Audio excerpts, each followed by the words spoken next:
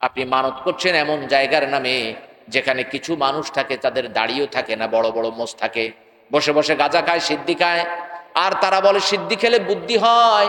এমন জায়গায় আপনি মানত করছেন, এমন জায়গায় ছুটে ছুটে যাচ্ছেন, আপনার সাথে আর মক্কার মুশরিকদের সাথে কোনো পার্থক্য নাই। অথচ আপনি বলু পীরের মাজারে গেলেন, ওখানে কি কোরআন আছে?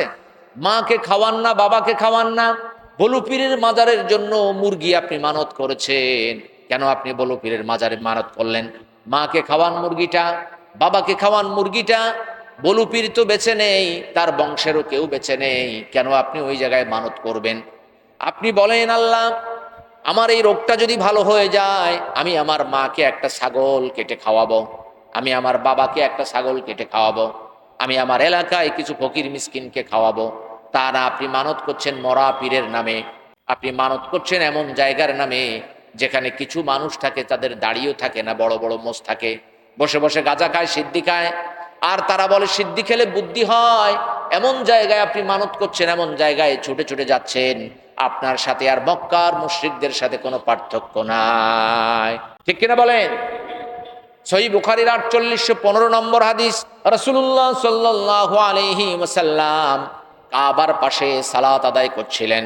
তখন আব্দুল্লাহ ইবনে আবু মুঈত, অর্থাৎ একজন কাফের, এসে নবী সাল্লাল্লাহু আলাইহি ওয়াসাল্লামের গলায় প্যাঁচ দিয়ে, লুঙ্গি দিয়ে, কাপড় দিয়ে প্যাঁচ দিয়ে তাকে হত্যা করতে চাইল।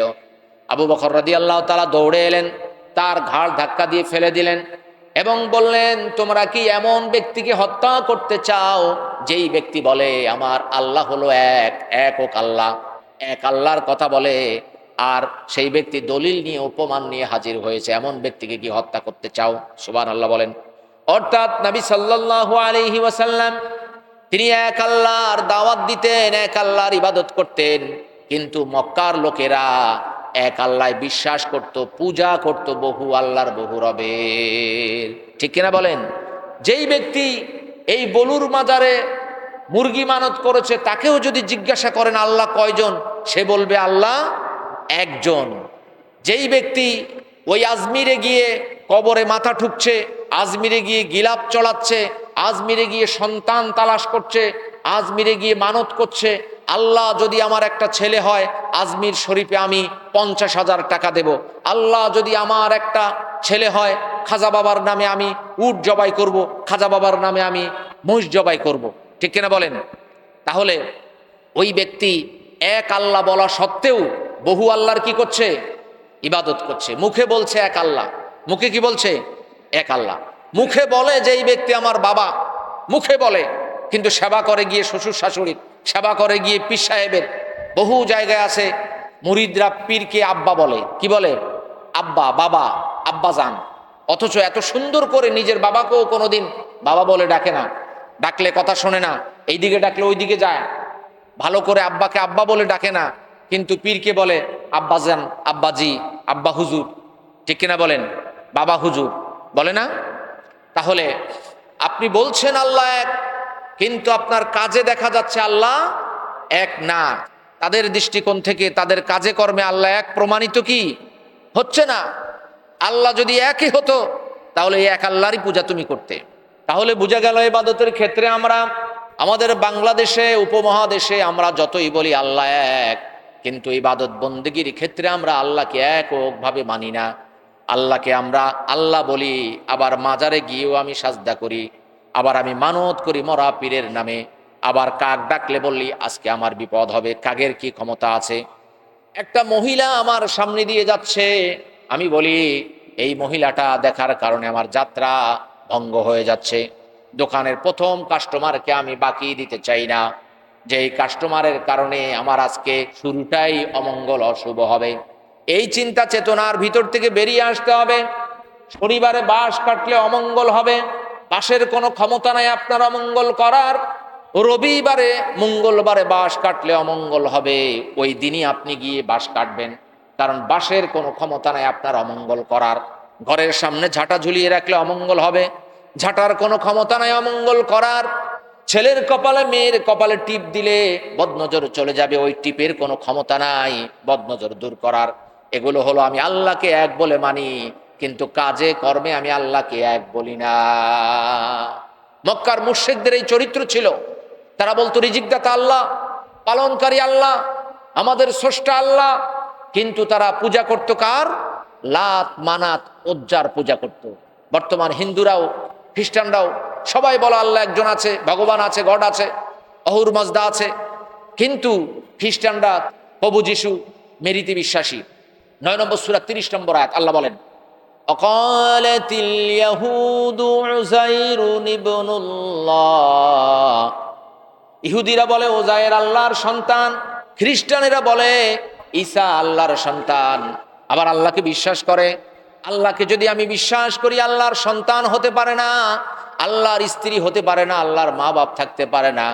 আল্লাহর যদি সন্তান হয় তাহলে তিনি আবার স্রষ্টা হলেন কিভাবে? স্রষ্টা যদি সৃষ্টির মতোই হয় তাহলে তিনি কিভাবে আবার স্রষ্টা হলেন? ঠিক কিনা বলেন? স্রষ্টা যদি আমার মতোই হয় তাহলে তিনি আবার কিসের স্রষ্টা? স্রষ্টা তো আমার চাইতে কোটি গুণ, হাজার হাজার গুণ, বিলিয়ন ট্রিলিয়ন গুণ ব্যতিক্রম থাকবে। ঠিক কিনা বলেন?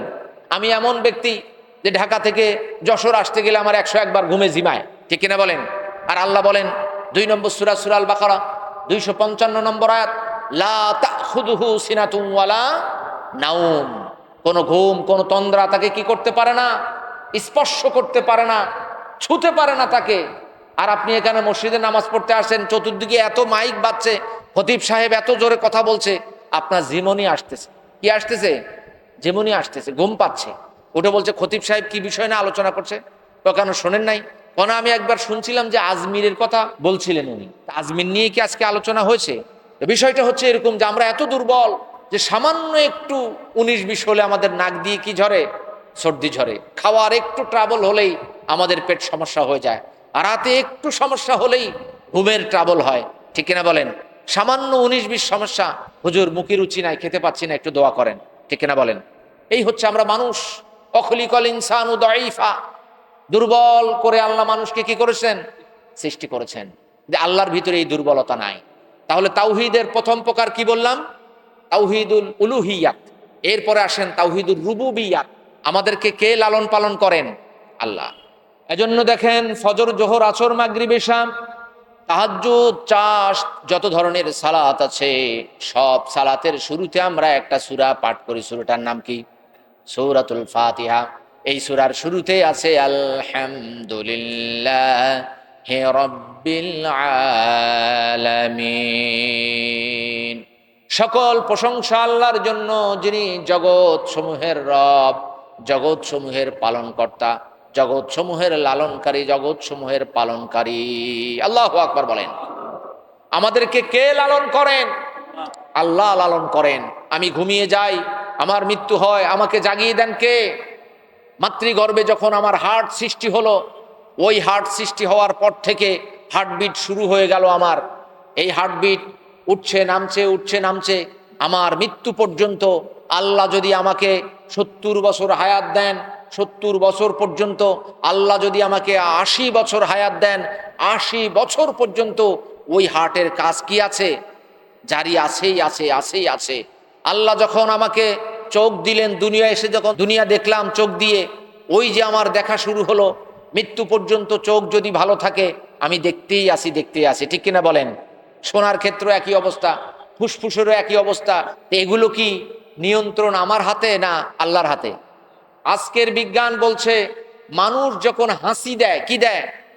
মানুষ যখন হাসি দেয় 1 মাইক্রো সেকেন্ডের জন্য হার্ট বন্ধ হয়ে যায়, ব্লক হয়ে যায়। তাহলে সে হার্টকে আবার কে খুলে দেন? সুবহানাল্লাহ বলেন। প্রতিদিন যদি আপনি 10 বার হাসি দেন, 10 বার হার্ট আপনার ব্লক হয়ে যায়। 1 মাইক্রো সেকেন্ডের জন্য হার্ট এবার বন্ধ হয়ে যায়। হাসি দেওয়ার সময় হার্ট খোলা থাকে না। কে বলছে? বিজ্ঞানীরা গবেষণা করে বলছে। তাহলে দৈনিক কতবার আপনার হার্ট বন্ধ হচ্ছে, কতবার চালু হচ্ছে, এই ক্ষমতাটা কার? আল্লাহর ক্ষমতা। অতএব আল্লাহ যে লালনকারী পালনকারী, আপনাকে আমাকে সেটা মানতে হবে। আজকে যদি আপনার একটু অভাব অনটন দেখা দেয়, আপনি বিভিন্ন জায়গায় ছুটে যান, বিভিন্ন দরগায়, বিভিন্ন পীরের মাজারে, বিভিন্ন জায়গায় আপনি ছুটে যাচ্ছেন যে আমার অবস্থা খারাপ, একটু হুজুর একটু দোয়া করেন, আব্বা হুজুর একটু দোয়া করে দেন, খাজা মাইনুদ্দিন চিশতি একটু নজর দেন, নাউজুবিল্লাহ বলেন। এইভাবে আমি বিভিন্ন জায়গায় গিয়ে করছি, কিন্তু আমার লালনকারী কে? আমার পালনকারী কে? আল্লাহ। ওই আল্লাহর কাছে বললাম না আল্লাহ রাসূল সাল্লাল্লাহু আলাইহি ওয়াসাল্লাম বলেন, তোমার জুতার ফিতাও যদি ছিঁড়ে যায় আল্লাহর কাছে চাও, ঘরে যদি নুনও না থাকে আল্লাহর কাছে চাও। সুবহানাল্লাহ বলেন।